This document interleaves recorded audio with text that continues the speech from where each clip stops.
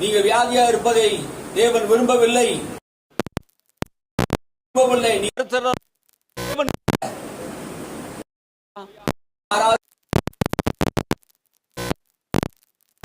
இருந்தா தேவன் சந்தோஷப்படுவாரா? நீங்க பல காலமா வியாதியா இருந்தா தேவன், அவர் 38 வருஷமா வியாதியா இருந்தவனை கண்டு என்று கேட்டு அவனை சுகமாக்கின தேவன். அல்லேலூயா. தேவன் சரீர சுகத்தை விரும்புகிறார். ஆமென். ஆரோக்கியமா இருக்க விரும்புகிறார். அவனை தேடி ஒவ்வொரு மக்களும் சுகமளிக்கிறார். அவர் விருப்பம் என்ன? அவர் சித்தம் என்ன? அந்த சித்தத்தை நாம் அறிய வேண்டும். இந்த வசனங்களை கேட்கும் போதே விசுவாசிக்கிறேன். உண்டாகும். இயேசு வார்த்தையா இருக்கிறார். இயேசு ஜீவனா இருக்கிறார். என் வார்த்தை ஆவியாய் ஜீவனுமாய் சொல்லுகிறது. இந்த வார்த்தையை கேட்டுக்கொண்டு வழியாக பேச போகும்போதே அந்த வார்த்தை உங்களை சுகமாக்கும். ஆமே. என் வார்த்தை இருபுறமும் கருக்குள்ள பட்டயமா இருக்கிறது. ஆமே. அது பிசாசுடைய ராஜ்யம் இருக்கும். சரீரத்திலே பிசாசுடைய கிரியை இருக்குமானால் இந்த வார்த்தை அல்லேலூயா. ஆமே. வார்த்தை அவர்களை வாழ்க்கையை பிசாசு கிரியை அழிக்கும். சத்தியம் உன்னை விடுதலையாக்கும் என்று சொன்னார். அப்போ சத்தியம் உன்னை விடுதலையாக்குறது. சபை என்ன செய்து கொண்டு இருக்கிறது? உன்னை விடுதலை செய்யும்படியாக ஊழியம் நடக்கிறது. அல்லேலூயா. உன் ஆவியிலும் ஆத்துமாவிலும் சரீரத்தில் ஒரு விடுதலை இப்போது இயேசுவின் நாமத்தில் உண்டாகட்டும். உனக்குள்ள இருக்க பயம் நீங்கட்டும். உன் எதிர்காலத்தை குறித்து பயம் நீங்கட்டும் இயேசுவின் நாமத்தினாலே. ஆமென். நமக்கு ஆண்டவர் தைரியத்தை தருகிறார். கர்த்தர் நம்முடைய பட்சத்தில் இருக்கிறார். அல்லேலூயா. மனுஷன் நமக்கு விரோதமா என்ன செய்ய முடியும்? ஆமென். உங்கள் நம்பிக்கை தேவன் மேல், கர்த்தர் மேல் நம்பிக்கையா இருங்க. அல்லேலூயா. இந்த சபை நமக்கு சொல்லிக் கொடுக்கிற காரியம் என்ன? நாம் தேவ பக்தி உள்ளவராக தேவனை அறிகிற அறிவிலே நாம் வாழ வேண்டும். தேவனுடைய சித்தத்தை நாம் அறிய வேண்டும். ரோமர் புஸ்தகம் 12ஆம் அதிகாரம் 2ஆம் வசனத்தை நாம் வாசிப்போம். ரோமர் புஸ்தகம் 12:2.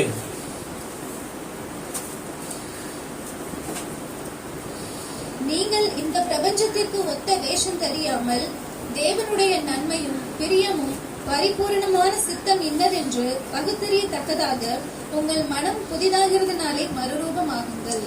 நீங்கள் பிரபஞ்சத்துக்கு ஒத்த வேஷம் தெரியாமல், நீங்கள் இப்பிரபஞ்சத்திலே இந்த உலகத்திற்கு ஒத்த வேஷம் தெரியாமல், இந்த உலகத்தோடு நீங்கள் ஒத்து போகாமல், அதான் சொல்றாரு. நீங்கள் பிரபஞ்சத்துக்கு ஒத்த வேஷம் தெரியாமல் ரட்சிக்கப்பட்ட பிள்ளைகள், நீங்க தேவனோட பிறந்த பிள்ளைகள், நீங்க என்ன பண்ணக்கூடாது? உலகத்தோடு ஒத்த வேஷம் போடக்கூடாது. ஒத்த வேஷம் என்னது? உலக பிரகாரமாக உலகத்தோடு எல்லாரோட ஒத்து போயிடக்கூடாது. ஆமே. தனித்து காட்டணும். உன்னை என்னை கர்த்தர் வேறு பிரித்து, பன்னியோடு கூட இருந்தா பன்னி கூட்டம் தான், பரிசுத்தவான்களோடு கூட இருந்தா பரிசுத்தவான் கூட்டம் தான். ஆமே. அல்லேலூயா.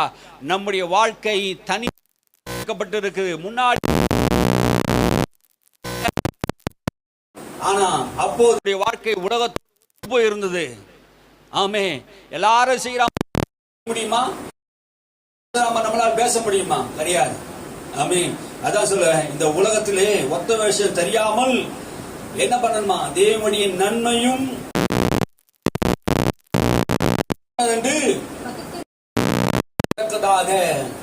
பகுத்தறியணும். தேவனுடைய நன்மை என்ன? தேவனுடைய கிரியை என்ன? தேவனுடைய பரிபூர்ணம் என்ன? அதை பகுத்தறியணும். ஆமே. தேவ பிள்ளை, நீ ரட்சிக்கப்பட்டிருக்க. எது பரிபூர்ண சித்தம்? எது பரிபூர்ண சித்தம்?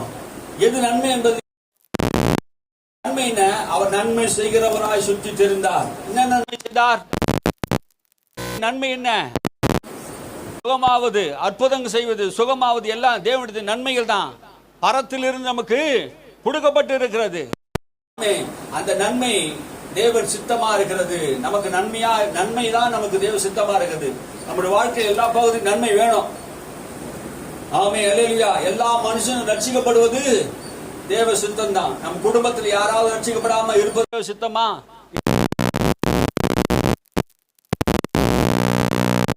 சித்தம் இந்த பூமியில எல்லாம் நடக்குதா? நடக்குதாங்க எல்லாமே? ஆனா தேவன் விரும்புகிறார். ஆனா அதை மனுஷனும் விரும்பணும். தேவன் மாத்திரம் விரும்பினா போதாது, மனுஷன் விரும்பணும். ஏன்னா அவன் சுய சித்தம் உள்ளவனாக படைத்து இருக்கிறார். அவன் வேணும் வேணாம்னு முடிவு பண்ணக்கூடிய அளவுக்கு ஆற்றல் அவனுக்கு கொடுத்து இருக்கிறார். இயேசு வேணும் இயேசு வேணான்னு சொல்ற முடிவு மனுஷனுக்கு இருக்குது பாருங்க.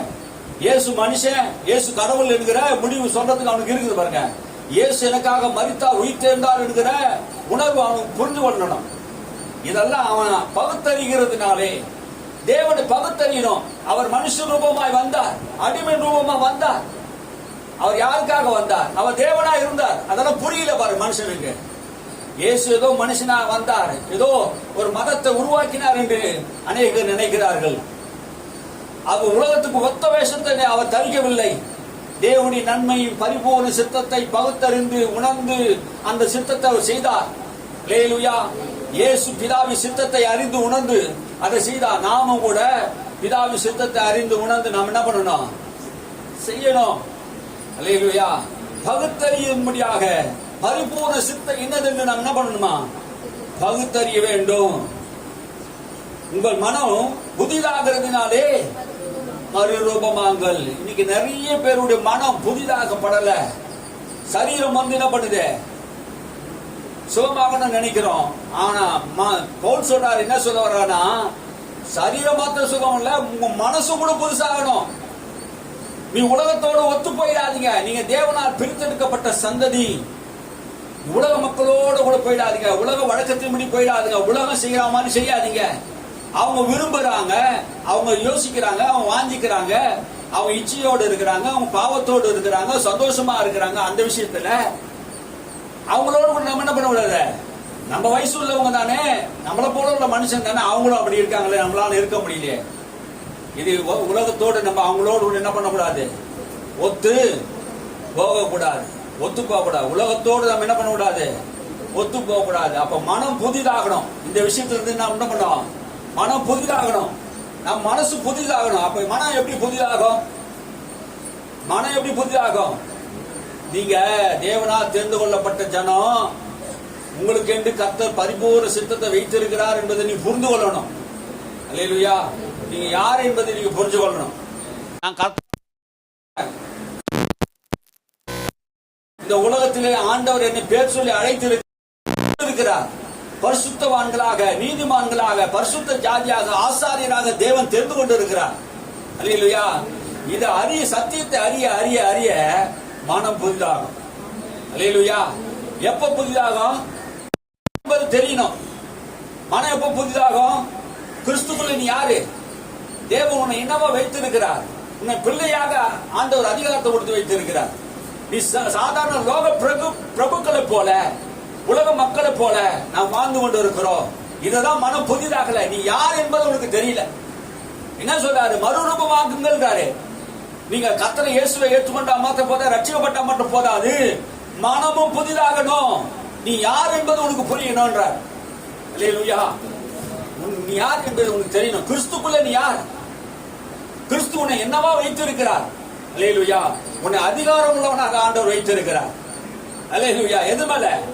நோய் மேல, வியாதி மேல, பிசாசு மேல, தரித்திரத்தின் மேல, பலவீனத்தின் மேல உனக்கு அதிகாரம் வைத்திருக்கிறார். உங்க மனம் புதிதாகல. ஏன் இன்னைக்கு பலவீனத்தோடு இருக்கிறோம்? ஏன் இன்னைக்கு வியாதியோடு கூட இருக்கிறோம்? இன்னும் ஏன் தரித்திரமா இருக்கிறோம்? நீங்க அந்த மனதை புதிதாக்கல. உன் மனம் புதிதாகணும். நீ யார் என்பது உனக்கு புரியணும். வியாதியை விரட்டி துரத்து. அல்லேலூயா. பிசாசை துரத்து இயேசுவின் நாமத்தினாலே. ஆமே. மனம் புதிதாகணும். உனக்கு அதிகாரம் இருக்குங்க. உனக்கு பிரச்சனை பண்ணுகிற, உனக்கு தொந்தரவு பண்ணுகிற போராட்டங்களை நீ என்ன பண்ணணும்? உட்கார கூடாது, துரத்தணும். ஆமே. இன்னைக்கு துரத்துறதுக்கு என்னன்னு தெரியல, விரட்டுறதுன்னா என்னன்னு தெரியல. ஒரு நாயை எப்படி விரட்டுறோமோ அது மாதிரி விரட்டுங்க. ஆமே. நாயையும் பேயையும் விரட்டுங்க. ஆமே. அல்லேலூயா. உங்க வாழ்க்கையில எதுக்கு இடம் கொடுக்காதீங்க. உங்களுக்கு அத்தாரிட்டி இருக்கு. மனம் புதிதாகணும். கிறிஸ்துக்குள் யாரு? கிறிஸ்து அதிகாரமுடையவராக இருந்தார். ஆமென். அல்லேலூயா. அவர் வாயிலிருந்து புறப்பட்ட ஒவ்வொரு வார்த்தையும் வியாதிகளை சுத்தமாக்கினது. வார்த்தையை அனுப்பினார். அல்லேலூயா. அவர் வார்த்தை அவ்வளவு வல்லமையா பலமா கிரியை செய்தது என்றால் நம்மை ஆண்டவர் மனதை புதிதாக்கி வைத்திருக்கிறார். நீங்க தேவனால் தெரிந்து கொள்ளப்பட்டு அபிஷேகம் பண்ணப்பட்டு பரிசுத்த ஆவியை பெற்று இயேசுவை இரட்சகராக ஏற்றுக்கொண்ட உனக்கு மனம் புதிதாகணும். அப்பதான் மறுரூபமே வரும். அல்லேலூயா. இந்த மனம் புதிதாயிடுச்சுன்னா உனக்குள்ள மறுரூபம் வரும். நீ யார் என்பது உனக்கு தெரியும். தேவ சாயல் உனக்கு கொடுக்கப்பட்டிருந்தது என்று புரியும். நீ யார்? தேவனா உண்டாக்கப்பட்ட மனுஷன். நீ சாதாரண ஒரு மனுஷன் இல்ல. தரித்திரத்தை வியாதியும் நீ சுமக்க வேண்டிய அவசியம் இல்ல. கிறிஸ்துவின் சரீரத்துல இன்னைக்கு வியாதி இருக்குதுன்னா சபை இன்னைக்கு வியாதிப்பட்டு கொண்டிருக்கிறது. சபை வியாதிப்பட்டு கொண்டிருக்கிறது. சுகமாக்க வேண்டிய சபை, சுகமாக்க வேண்டிய சபை இன்னைக்கு என்ன பண்ணுது? சபை என்றாலே சரீரமாகிய சபை. கிறிஸ்து சரீரத்திலே நாம் எல்லாரும் ஒவ்வொரு அவயமா இருக்கிறோம். ஒருவர் கண்ணா இருக்கலாம், ஒருத்தர் மூக்கா இருக்கலாம், ஒருத்தர் வாயா இருக்கலாம், விரல்களா இருக்கலாம். அவயங்கள் ஏதோ ஒன்று. கிறிஸ்துவின் அவயத்திலே நாம் இருக்கிறோம் என்றால் இந்த அவயம் இன்னைக்கு கிறிஸ்துவின் அவயமா இருக்கிறது. என் சரீரம் இயேசு கிறிஸ்துவுடைய சரீரமா இருக்கிறது. இந்த சரீரத்தை வியாதி ஆளக்கூடும் என்றால் நீ வியாதியை ஆள விட்டு இருக்கிற. எத்தனை பேர் புரியுது? புரியுதுங்களா நான் சொல்றது? அப்போ உங்க மனம் புதிதாகல. எதனால புதிதாகல? இது இயேசுவின் சரீரம். இந்த சரீரத்துல வியாதியை நான் ஆள விட மாட்டேன். ஆமென். பலவீனத்தை ஆள விட மாட்டேன். உங்க சரீரத்தை பலவீனம் ஒரு பக்கம் இருக்கிற மாதிரி சொல்லும். ஆனா உன் வார்த்தை எப்படி இருக்குது? பேசணும். அல்லேலூயா. அந்த வார்த்தைக்கு விரோதமா பேச ஆரம்பிக்கணும். என்ன சொல்ல வந்த உங்களுக்கு புரியுதா? என்ன சொல்றேன்? வியாதிக்கு எதிர்த்து நில்லுங்கள். அல்லேலூயா. பிசாசுக்கு எதிர்த்து நில்லுங்கள். இயேசு சொன்னார் பிசாசுக்கு எதிர்த்து நில்லுங்க. பவுல் சொன்னார் பிசாசுக்கு எதிர்த்து நில்லுங்க. அப்போ எதிர்த்து நின்றால் தான் ஆகுது, அவன் உங்களை விட்டு ஓடி போவான். ஆமென். அப்போ வியாதிக்கும் பிசாசுக்கு நாம் எதிர்த்து நிற்காவிட்டால் பிசாசு நம்ம விட்டு என்ன பண்ண முடியாது? ஓடி போக மாட்டான். மனம் புதிதாகிறதுனாலே மறுரூபமாகுங்கள். ஆமென். மனம் புதிதாகணும். நீ யார் என்பதை அறிய அறிய இந்த மனம் எப்படி புதிதாகும்? மறுரூபமாகும். இயேசு மறுரூப மலையில 6 நாளைக்கு அப்புறம் மறுரூப மலைக்கு போனார். முந்தின பெந்தகோஸ்து நாளைக்கு முன்னாடி இயேசு சிலுவையில அறையப்படுறதுக்கு 6 நாளைக்கு முன்னாடி என்ன பண்ணாரு? ஒரு மறுரூப மலையில ஏறி அங்க போய் என்ன பண்ணாரு? மறுரூபமானார். நான் சொல்றது அந்த மறுரூபம் வேற, நம்ம பேசிக்கிற மறுரூபம் வேற. நான் பேசுற மறுரூபம் மனம் புதிதாகிற மறுரூபம். இயேசு அங்க மறுரூப மலையில போய் என்ன பண்ணாரு? அவர் முகம் சூரியனை போல பிரகாசித்து, அவர் வஸ்திரம் வெளிச்சத்தை போல வந்தது. அங்கே அவர் மறுரூபமானார். அவர்கள் அந்த மலையிலே இயேசுடைய மறுரூபத்தை கண்டார்கள். தேவனுடைய மகிமை தற்சரூபமாக அங்கே இயேசு வெளிப்பட்டார். பிதாவை போல அவர் வெளிப்பட்டார். அல்லேலூயா. அவர் மகிமை சரீரத்தோடு இருந்ததை அவர் ஜெபம் பண்ணும் போது அவர் சரீரங்கள் மறுரூபம் ஆயிற்று. அல்லேலூயா. நீ ஜெபம் பண்ணும் போது உங்கள் சரீரங்கள், உங்கள் அவயங்கள் மறுரூபம் ஆகும். நீங்க நிறைய பேர் ஜெபம் இல்லாததுனால முகங்கள் மாறல. ஆமே. அவர் வஸ்திரங்கள் இன்னும் மாறல. அப்ப மகிமையான சரீரத்தை ஆண்டவர் நமக்கு முகங்களை வைத்திருக்கிறார். கிறிஸ்துவ அறிவினாலே மகிமையின் ஒளி நமக்குள்ளே வெளிப்படும். அல்லேலூயா. நாம் மறுரூபம் ஆகணும். இயேசு அறிய அறிய வேதத்தை வாசிக்க வாசிக்க வாசிக்க உங்க மனம் புதிதாகி கொண்டே இருக்கும். அல்லேலூயா. இந்த வசனத்தை வாசிக்க வாசிக்க நமக்குள்ள இருக்க இருள் விலகும். அல்லேலூயா. தேவ வசனத்தினால் இருதயத்தை நிரப்புங்க. மகனே, என் வார்த்தையை உன் இருதயத்தை காத்துக்கொள். ஆமே. அவைகள் உனக்கு ஜீவனும் உனக்கு சமாதானமா இருக்கும். அல்லேலூயா. தேவனுடைய வார்த்தை உனக்கு ஜீவனா இருக்கும். தேவனுடைய வார்த்தையை கண்டுபிடிக்கிறவனுக்கு அது உனக்கு ஜீவன், உடலுக்கெல்லாம் ஆரோக்கியம். அப்ப தேவனுடைய வார்த்தையை நீ கண்டுபிடித்தேன்னா அது ஒரு சரீரத்துக்கு ஆரோக்கியத்தை உண்டாக்கும். அல்லேலூயா. அது சரீரத்துக்கு நோயை உண்டு விளக்கும். ஆமே. சத்தியத்தை அறியும் போது அப்ப மறுரூபமானோம். நாம் ஏன் வியாதிப்படணும்? நாம் ஏன் பலவீனப்படணும்? நேற்று ஒருவர் பிரசங்கித்துக் கொண்டிருந்தார். வியாதி ஒரு சாபம். அப்போ வியாதியிலிருந்து சாபத்திலிருந்து ஆண்டவரை விடுதலையாக்கி இருப்போம் என்றால் அதுக்கு நாம் எதிர்த்து நிற்கவில்லை என்றுதான் அர்த்தம். அல்லேலூயா. பிசாசு இந்த வசனங்கள்லாம் கேட்க விட மாட்டான். ஏன்னா மனதை என்ன பண்ணுவான்? எதையாவது சிந்திச்சுக்கிட்டே இருக்க செய்வான். பிசாசு தந்திரம் என்ன தெரியுமா? பிசாசு சபைக்கு வருவான், ஆராதனை பண்ண விடுவான், ஜபம் பண்ண விடுவான், எல்லாத்தையும் செய்வான். ஆனா வசனத்தை கேட்க மாட்டேன் என்ன பண்ண மாட்டான்? விட மாட்டான். ஏன்? அவன் தந்திரவாதி. வசனத்தை கேட்டா உனக்கு பலன் வந்துடும். வசனம் என்கிற விதையை உன் இருதயத்துல போட்டா நிச்சயம் பலன் வந்துடும். அது முளைச்சி என்ன பண்ணும்? பலன் தந்துடும் தெரியும். அதனால்தான் வசனத்தை திருடும்படியாக பிசாசு நம்முடைய இருதயத்தை என்ன பண்ணுவான்? திருடுவான். அவன் பேர் என்ன? வசன திருடன். நம்ம கிட்ட இருந்த அந்த வசனம் நம்முடைய இருதயத்தை போகக்கூடாது, காதுகள் வழியா போகக்கூடாது, அதை கேட்க கூடாது, வேற திசையை மாத்திடுவான். பிசாசு கூட்டங்கள் மாநாடு போட்டு இருந்துதான். கிறிஸ்தவர்களை ஒடுக்க வேண்டும் என்றால், அவர்களை அழிக்க வேண்டும் என்றால் என்ன செய்யணும்? ஒவ்வொன்றும் ஒன்று சொல்லிச்சான். ஆராதனையில பாட்டுல குழந்தைகளை அற விட்டுடலாம், ஒருத்தர் பேச விட்டுக்கலாம், இல்ல தூங்க விட்டுடலாம், இப்படி எல்லாம் பேசிட்டாங்களா பாருங்க. எதுவுமே அந்த தலைமை பிசாசுக்கு என்ன பண்ணல, பிடிக்கல. என்ன செய்தா கரெக்டா வரும் அப்படின்ட்டு பிசாசுகள் ஆலோசனை பண்ணும் போது வசனத்தை கேட்க விடாம பண்ணிடுங்க அப்படின்ட்டு எல்லாம் என்ன பண்ணிச்சான், முடிவு பண்ணிச்சுக்கலாம். அப்போ வசனத்தை கேட்காம நீங்க பண்ணிட்டாங்கன்னா என்ன நடக்கும்? வசனம் என்ன பண்ணுது? உனக்கு ஆரோக்கியத்தை தருதா? வசனம் ஒண்ணு விடுதலை தருதா? வசனம் சத்தியத்தை அறிவி சத்தியம் ஒண்ணு விடுதலையாக்குன்னு சொல்லுதா? அப்போ இயேசு உன்னை விடுதலையாக்குறாரோ இல்ல, சத்தியம் ஒண்ணு விடுதலையாக்கும், அவரோட வார்த்தை ஒண்ணு விடுதலையாக்கும். இயேசு எல்லா நேரத்துல விடுதலை கொடுத்துக்க முடியாது. அல்லேலூயா. சத்தியம் உன்னை விடுதலையாக்குன்றாரு. ஆமே. சத்தியத்தையும் அறிவீர்கள், சத்தியம் அறிவீர்கள். சத்தியம் தான் உங்களை விடுதலையாக்கும். அப்போ இயேசுதான் அந்த சத்தியமா இருக்கிறார். அந்த சத்தியத்தை அறிகிற அறிவு உனக்குள்ள வரணும் பாருங்க. அப்போ வசனத்தை ஏற்றுக்கொள்ளுகிற மனப்பக்குவம் நமக்கு வரணும். அப்போ ஆரோக்கியமாவதற்கு என்ன காரணம்? இன்னொரு காரணம், சரீர சுகம் பலவீனமா இருக்கிறதுக்கு நான் வசனத்தை இன்னும் என்ன பண்ணல, கண்டுபிடிக்கல. என்ன வசனத்தை கண்டுபிடிக்கல? அவர் என் அப்பத்தையும் தண்ணீரையும் ஆசீர்வதித்து வியாதியை என்னை விட்டு விலக்குவார் என்கிற யாத்திராகம் 3:27 சொல்லி இருக்குதே. வியாதியை உன்னை விட்டு என்ன பண்ணுவாராம்? விலக்குவே. அல்லேலூயா. நானே உன் பரியாரியான கர்த்தர். யாத்திராகம் 15:26 சொல்லுது, நானே உன் பரியாரியான கர்த்தர். பரியாரி அப்படின்னா என்ன அர்த்தம்? இயேசு உன் பரிகாரியா இருக்கிறார். எல்லாத்துக்கும் பரிகாரம் உண்டுங்க. எல்லா வியாதிக்கும் பரிகாரம் உண்டு, எல்லா சாபத்துக்கும் பரிகாரம் உண்டு. இயேசு நம்முடைய பரிகாரியா இருக்கிறார். நம்ம அக்கிரமங்கள் எல்லாம் பாவங்கள் எல்லாம் அவர் மன்னித்து இருக்கிறார் சிலுவையில. ஆமே. நமக்கு இன்னும் அக்கிரமம் இருக்குது, பாவம் இருக்குது, நீ எண்ணிக்கிட்டு இருக்காதீங்க. எதை எண்ணிக்கொள்ள வேண்டும்? சிலுவையில் அவர் சிந்தின ரத்தத்தை எண்ணிக்கொள்ளுங்கள். நீதிமான்கள் என்று எண்ணங்கள் எண்ணிக்கொள்ளுங்கள். நான் தேவனுடைய பிள்ளை என்பதை எண்ணிக்கொள்ளுங்கள். பாவம் என்னை மேற்கொள்ளாது என்று எண்ணிக்கொள்ளுங்கள். மனம் புதிதாகட்டும். நான் பாவத்துக்கு அடிமை இல்லை என்று எண்ணிக்கொள்ளுங்கள். நான் நீதிமான் தேவனுடைய பிள்ளை என்பதை எண்ணிக்கொள்ளுங்கள். நான் பரிசுத்தமான தேவன் அழைத்திருக்கிறார் என்று எண்ணிக்கொள்ளுங்கள். உங்களுடைய குற்றம் ஒருபோதும் சுமராது. இயேசுவை நம்புகிற உங்க மேல ஒரு குற்றமும் சுமராது என்று வேதம் சொல்லுகிறது. அல்லேலூயா. இயேசு விசுவாசிக்கிற உங்க மேல ஆக்கினி தீர்ப்பு இல்லை, தண்டனைக்குரியவர்கள் அல்ல. ஏனென்றால் இயேசு உனக்காக ஆக்கினி தீர்ப்பை ஏற்றுக்கொண்டார், தண்டனை ஏற்றுக்கொண்டார், உன்னை விடுதலை பண்ணி இருக்கிறார். அவரை விசுவாசிக்கிற உனக்கு அல்லேலூயா பாவிகளா இருக்கிற மேல நமக்கு மேல அன்பு கொண்டாரே, பாவிகளா இருக்கும் போதே நம்மை நேசித்தாரே.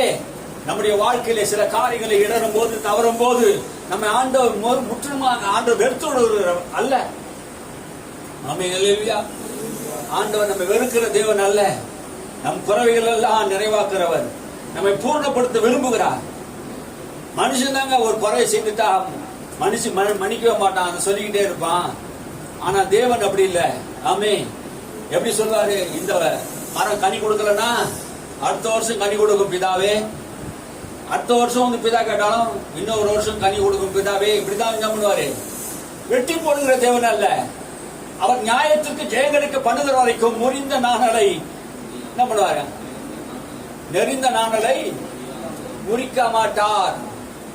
மங்கி எறிகிற திணியை அணைக்க மாட்டார். மங்கி எறிது எண்ணியே இல்ல, அந்த திரிய கூட ஏற்றி வைப்பார். நெறிந்த நாணல் அதை தொட்டவே நுறுங்கிடும், அதை கூட முறிக்க மாட்டார் நம்முடைய தேவன். நீங்க பாருங்க நம்முடைய தேவன் எவ்வளவு பெரியவர் என்பதை. அல்லேலூயா. அவர் இரக்கமும் மனமுருக்கமும் நீதி சாந்தமுள்ள தேவன். அவர் எப்படியோ கோபமா இருக்கிறாரு மாதிரியோ, அவர் எப்படி பழி வாங்குற மாதிரியோ அவர் பயங்கரமா காட்டுறாங்க சில பேர். அவர் அன்புள்ள அப்பா. அல்லேலூயா. தேவன் அன்பாகவே இருக்கிறார். பாவிகள் மேல் அன்பு கூறுகிறார், பாவத்தை வெறுக்கிறார். அவர் பாவத்தை பரிகரித்து விட்டார். பாவத்தின் காரியத்தை உண்டு பண்ணின பிசாசை அவர் வென்று விட்டார். அல்லேலூயா. தேவ சாயல் மணி உண்டாக்கப்பட்ட உன்னை என்னையும் தேவன் நேசிக்கிறார். அல்லேலூயா. நாம் தேவ சாயல்படி உண்டாக்கப்பட்டு இருக்கிறோம். ஏன் நம்மை தேவன் நேசிக்கிறார்? ஏன் இவ்வளவு பெரிய ரத்தத்தை சிந்தி நம்மை விலைக்கரை கொடுத்து வெளியேறப்பட்ட ரத்தத்தை நாம் மீட்டெடுத்தார்? அல்லேலூயா.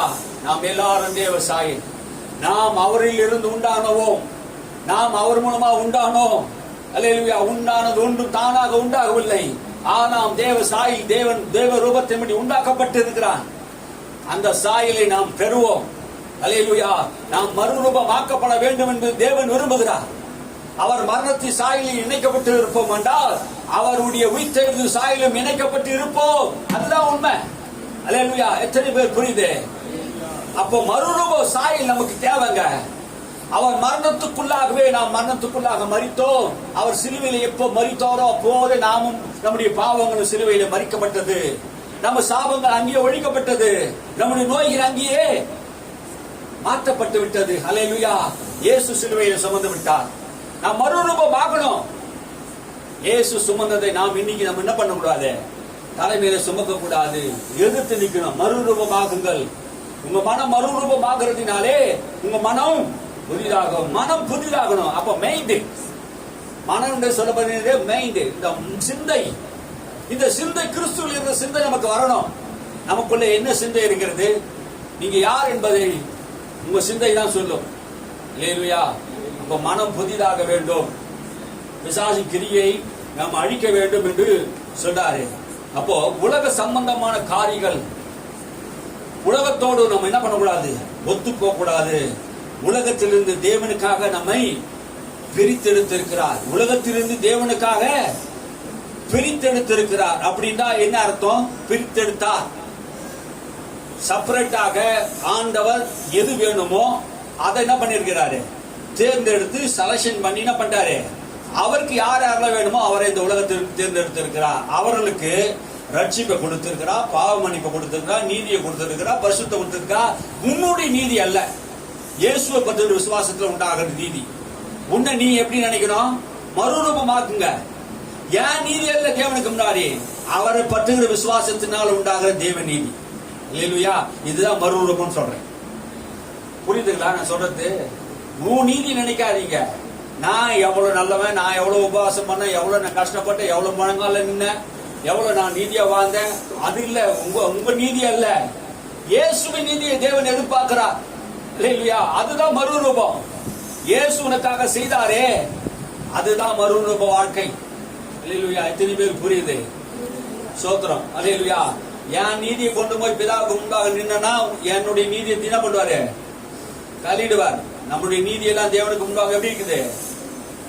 அழுக்கும் கந்தையுமா இருக்குது, ஒரே குப்பையா இருக்குது.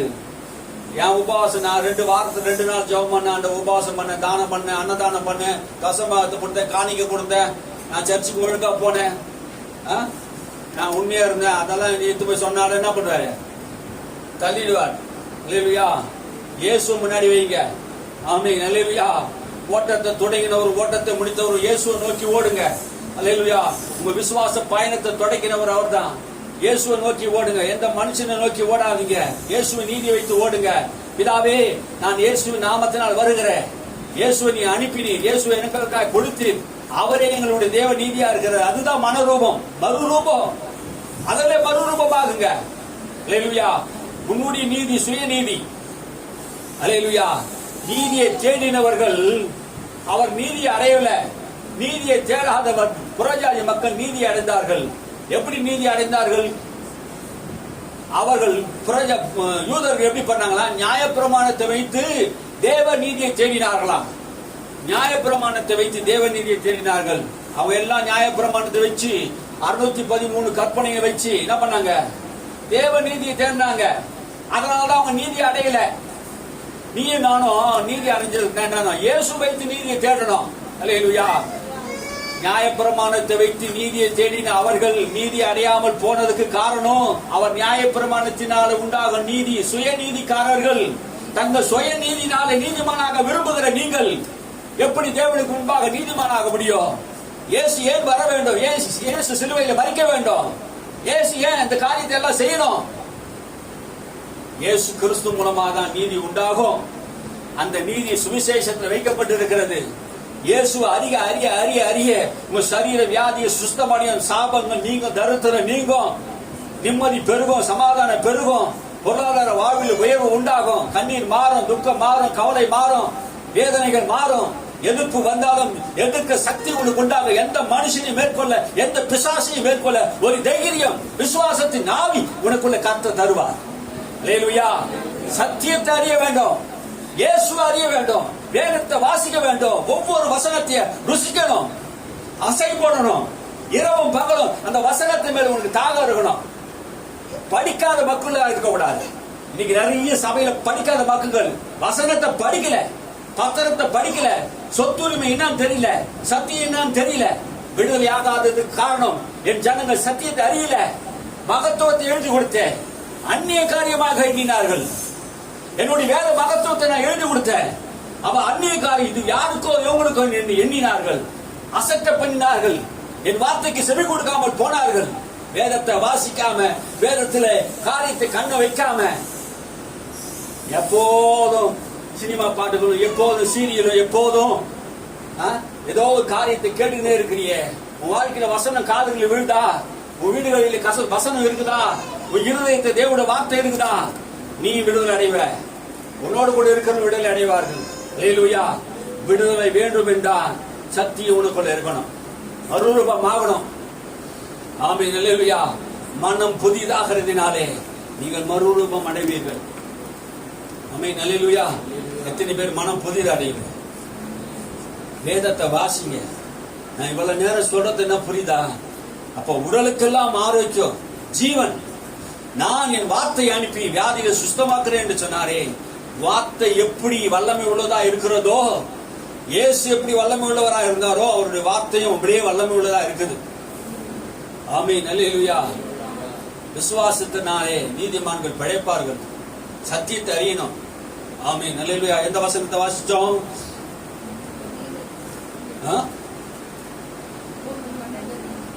ஆமா, சோத்திரம். அல்லேலூயா. நீங்க வாசிங்க, ரோமர் புஸ்தகத்தை வாசிச்சீங்களா? ரைட்டு, சரி. 2 கொரிந்தியர் புஸ்தகம் 3:8-18, 3:18. இது ஒரு வசனத்தை வாசித்து முடிப்போம். 2 கொரிந்தியர் புஸ்தகம் 3:18. நாம் எல்லாரும் திறந்த முகமாய் கர்த்தருடைய மகிமையை கண்ணாடியிலே காண்கிறது போல கண்டு, ஆவியாய் இருக்கிற கர்த்தரால் அந்த சாயலாகத்தானே மகிமையின் மேல் மகிமை அடைந்து மறுரூபப்படுகிறோம். மறுபடியும் எல்லாரும் சேர்ந்து அந்த வசனத்தை வாசிப்போம். எல்லாரும் சேர்ந்து வாசிப்போம். நாம் எல்லோரும் சபையாராகிய நாம் எல்லோரும் திறந்த முகமாய், இன்னைக்கு துக்க முகமாக, கவலை முகமாக அல்ல, திறந்த முகமாக கர்த்தருடைய மகிமையை, கர்த்தருடைய மகிமை, கர்த்தருடைய மகிமை எங்க இருக்குது? எத்தனை பேர் கர்த்தருடைய மகிமை பார்க்கணும்னு நினைக்கிறீங்க? கர்த்தருடைய மகிமை எங்க இருக்குது? அவருடைய வார்த்தையில இருக்குது. அல்லேலூயா. நான் கர்த்தருடைய மகிமையை பார்க்கணும்னு ஆசைப்பட்ட மோசே அவருடைய முகத்தை பார்த்தான். ஆனா இப்போது கர்த்தருடைய வார்த்தை, அவர் முகம் எங்க இருக்குது? வேத வார்த்தையா இருக்குது. ஆமே. நாம் எல்லாரும் திறந்த முகமாய் கர்த்தருடைய மகிமையை கண்ணாடியிலே, பாருங்க, கண்ணாடியை பாருங்க. எத்தனை பேர் வீட்டுல கண்ணாடி இருக்குது? கண்ணாடிக்கு முன்னாடி போய் நில்லுங்க. ஆமே. நம்ம கண்ணாடி இதுதான், வேத வார்த்தை தான் நம்முடைய கண்ணாடி. இதுக்கு முன்னாடி போய் நின்னா நம்முடைய ரூபத்தை இது என்ன பண்ணும்? காட்டும். அல்லேலூயா. காலையில் எழுந்து போய் கண்ணாடிக்கு முன்னாடி நிற்கும் போது தெரியும் தலை எப்படி காஞ்சி இருக்குது, வாய் எப்படி இருக்குது, கண்ணு எப்படி இருக்குது, எல்லாம் நமக்கு தெரியும். ஆமே. நம்முடைய சுபாவங்கள் எல்லாம் தெரியும். இந்த கண்ணாடிக்கு முன்னாடி நாம் போய் நிற்கும் போது இந்த கண்ணாடி தான் நம்ம என்ன பண்ணுது? மறுரூபப்படுத்துகிறது. கண்ணாடிக்கு முன்னாடி நீங்க போயிட்டு என்ன பண்றீங்க? உங்க ரூபத்தை சரி செய்றீங்க. இப்ப இந்த கண்ணாடிக்கு முன்னாடி வந்து நீங்க என்ன பண்ணீங்க? சரி செய்யணும் என்றுதான் வேதம் சொல்லுது. எத்தனை பேர் புரியுது? கண்ணாடி இருக்கா? நிறைய பேர் கண்ணாடி கேட்கல. வேதம் என்கிற கண்ணாடி உங்க வீட்டுல இருக்கணும். இந்த மகிமையை பார்க்கணும் விரும்புகிறவர்கள் கண்ணாடியிலே இந்த ஆவியானவர் என்ன செய்கிறார் என்றால், மறுபடியும் வாசிப்போம். நாம் எல்லோரும் திறந்த முகமாய். அன்னைக்கு எல்லாருக்கும் திறந்த முகம் இல்ல. இஸ்ரவேல் மக்களுக்கு இந்த திறந்த முகம் இல்ல, வெளிப்பாடுகள் இல்ல, சத்தியம் அறியப்படல. அவர்கள் அந்த ஆகமத்தை வாசிக்கும் போதெல்லாம் தலையிலே முக்காடு போட்டுக் கொள்வார்கள். இன்னைக்கு ஆண்டவர் கிறிஸ்து என்கிற அவர் உங்களுடைய முக்காடு எல்லாம் நீக்கி திறந்த முகமாய், இன்னைக்கு இஸ்ரவேல் மக்கள் நியாயப்பிரமாணத்தின்படி முக்காடிட்டு தான் நியாயப்பிரமாணத்தை வாசிக்கிறார்கள். நீங்க திறந்த முகமாய் அவருடைய மகிமையை கண்ணாடியிலே காண்கிறது போல கண்டு, எதுல கண்டு? வசனத்தை கண்டு ஆவியா இருக்கிற கர்த்தராலே. இப்ப யாரு அந்த ஆவியா இருக்கிற கர்த்தர்? யாரு ஆவியா இருக்கிற கர்த்தர்? யாரு? ஆவியானவர் தான் இயேசு. இயேசு தான் ஆவியானவர். அல்லேலூயா, அல்லேலூயா. இதா மூணு பேர் தனித்தனி ஆளு கிடையாது, மூவரும் ஒன்றாய் இருக்கிறார்கள். நாம் எல்லோரும் ஒன்றாய் இருக்கிறது போல அவர்களும் ஒன்றாய் இருக்க வேண்டும் என்று தேவன் விரும்புகிறார். அப்போ தேவன் தனித்தனியா ஆள் இல்ல, அவர் ஒன்றாய் இருக்கிறார். ஆவியா இருக்கிற கர்த்தரால், ஆவியா இருக்கிற கர்த்தரால். நம்முடைய இயேசு உயிர்த்தெழுந்தது பின்னாடி அவர் எப்படி இருக்காரு? ஆவியா இருக்கிறார். என்ன ஆவி? என்ன ஆவி? உயிர்ப்பிக்கிற ஆவியா இருக்கிறார். அல்லேலூயா. ஆவியா இருக்கிற கர்த்தராலே நாம் என்ன பண்றோம்? அந்த சாயலாகத்தானே. எந்த சாயல்? இயேசு கிறிஸ்து எந்த சாயலை அடைந்தாரோ அந்த சாயலாக. ஆமே. அவர் மரணத்தின் சாயலில் நாம் இணைக்கப்பட்டோம்னால் அவர் இயேசு கிறிஸ்துடைய உயிர்த்தெழுதி சாயலை நாம் அடைகிறோம். இப்போ வேத வசனத்தை வாசிக்க வாசிக்க நமக்குள்ள என்ன சாயல் வரும் தெரியுமா? இயேசுவை போலவே மாறிக்கொண்டு இருக்கிறோமா? அல்லேலூயா. வசனத்தை வாசிக்க வாசிக்க என்ன வருது உங்களுக்குள்ள? தேவ சாயல் வருகிறது. நீங்க யார் என்பதை இந்த வசனங்களை காட்டி கொடுக்குது. அப்ப அந்த சாயல் நமக்கு தருகிறவர் ஆவியானவர். வெளிப்பாடுகளை தருகிறவர் ஆவியானவர். இது எல்லாரும் வாசித்தா வெளிப்பாடு கிடைக்காது. இது ஆவியானவர் கொண்டு இந்த வசனத்தை வாசிக்க வாசிக்க வெளிப்பாடு கிடைக்கும். இது கண்ணாடி, வேதம் கண்ணாடி. இந்த கண்ணாடிக்கு முன்னாடி நம்முடைய இருதயத்தை, நம்முடைய சிந்தைய, நம்முடைய சரீரத்தை இது சரிப்படுத்துகிறது. நான் சரியா இருக்கிறேனா இல்லையா என்பதை நான் வேதத்தை படிக்கும் போது மறுரூபமாகும். ஏன் நீ மறுரூபம் ஆகல? இன்னும் நமக்குள்ள அப்படியே இருக்கிறோம். மறுரூபம் வரலன்னு காரணம் வேதத்தை நீ வாசிக்கல, மகிமையை காணல, நீ யார் என்பது தெரியல, உனக்கு புரியல. இந்த கண்ணாடிக்கு முன்னாடி போய் நின்று உன் வாழ்க்கையை சரி செய். அல்லேலூயா. நான் சொல்றது காட்டிலும் நீங்க வேத வசனத்தை வாசிச்சு தியானிச்சு வீட்டுல உட்காந்து அந்த வசனத்தை யோசிச்சு பாருங்க. இந்த வசனம் என்ன சொல்லுது? ஆவியானவரே எனக்கு சொல்லி கொடுங்க, நான் என்ன யோசிக்கிறேன்னு எனக்கு தெரியல, எனக்கு இப்ப படிக்கிறேன்னா தவிர இதோட அர்த்தம் எனக்கு புரியல, இந்த அர்த்தத்தை எனக்கு சொல்லி கொடுங்க ஆவியானவர். என்ன? ஆவியா இருக்கிற கர்த்தர் அந்த மகிமையை காண செய்வார். இதுக்குள்ள எழுதி இருக்கிறவர் ஆவியானவர். இந்த ரகசியத்தை எழுதினவர் ஆவியானவர். இந்த ரகசியத்துக்கு கூறிய காரியங்களை உனக்கு என்னென்ன வெளிப்படுத்தணுமோ அதெல்லாம் வெளிப்படுத்தக்கூடியவர் ஆவியானவர். ஆவியா இருக்கிற கர்த்தத்தாமே அந்த சாயலாக மகிமை அடைய மறுரூபப்படுத்துவார். மறுரூபம்